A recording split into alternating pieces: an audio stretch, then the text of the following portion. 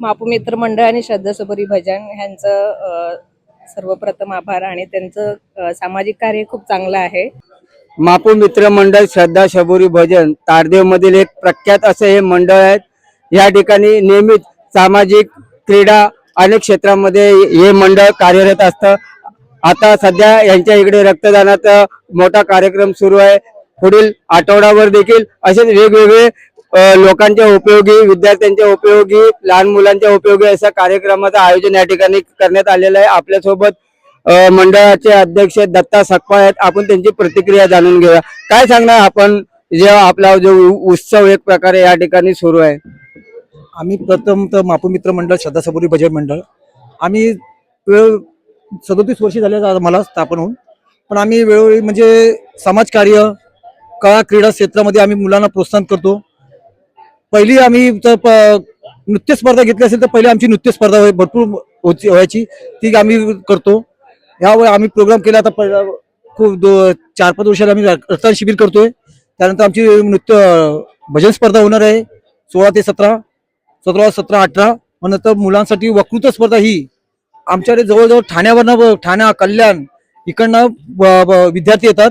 आज तुम्हाला सांगायला मला अभिमान वाटतं की हा स्टेज जो आम्ही वक्तृत्व स्पर्धेला स्थापन केला, पहिल्या वर्षी जिने प्राइज मारला होता ना, आज ती इंटरनॅशनल लेवलला काहीतरी मला वाटतं इंटरनॅशनल लेवलला ती वक्तृत्व स्पर्धेमध्ये भाग घेते. ती आता ती मुलगी माहीमची मुलगी आहे.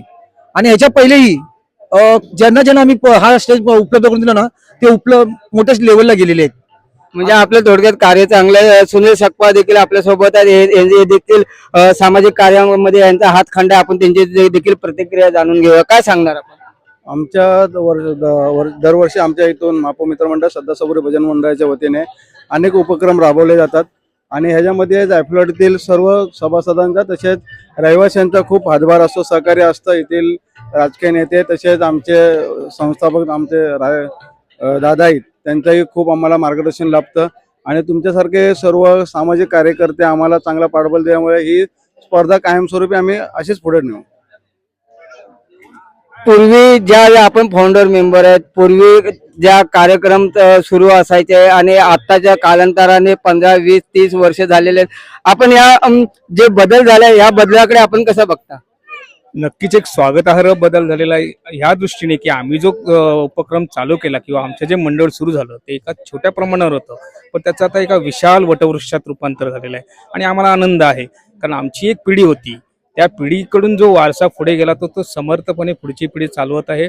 आणि हा मापू महोत्सव जो आता आपण साजरा करत आहोत तो पूर्वी 1-2 दिवसाचा असायचा. आता पूर्ण 20 दिवस आपण त्यामध्ये सगळे जायफळवाडीकर सहभागी होतात, आनंदाने उत्साहाने सहभागी होतात आणि याचा आम्हाला अतिशय आनंद आहे.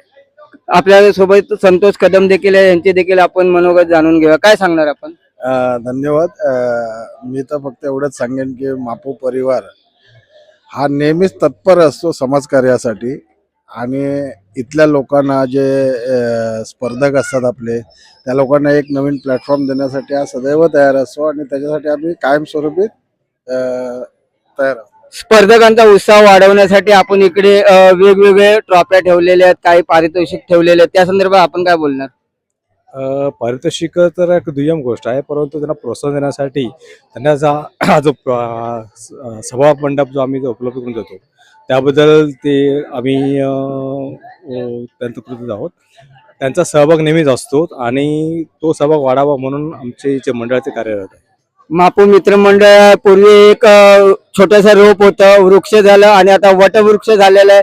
बघूया भविष्यामध्ये अजून नवीन कोणत्या स्पर्धा, कोणते कार्यक्रम या ठिकाणी राबवण्यात येणार. पाहत राहा 24 दिव्य महाराष्ट्र न्यूज, मुंबई.